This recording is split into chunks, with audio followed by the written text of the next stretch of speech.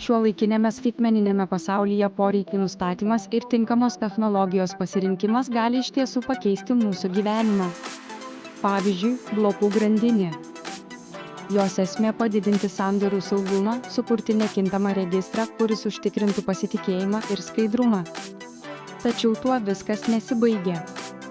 Kai galvojame apie prieinamumą, turime pritaikyti savo įrankius. Žmogui turinčiam spalvinį aklumą, paprasti pakeitimai, pavyzdžiui, spalvų korekcija, gali padėti naršyti tinklalapį.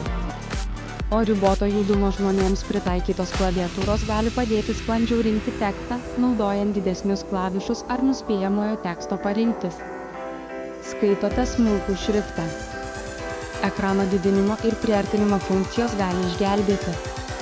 Tačiau nepamirškite, kad prieinamumas nėra universalus.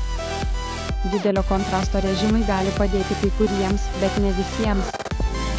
Labai svarbu pritaikyti asmeniniams poreikiams. Įvertinę savo poreikius ir pasirinkę tinkamus įrankius, galime sukurti skaitmeninius sprendimus, kurie įgalins mus visus. Technologijos turėtų prisitaikyti prie mūsų, kad mūsų gyvenimas būtų lengvesnis ir įtraukesnis.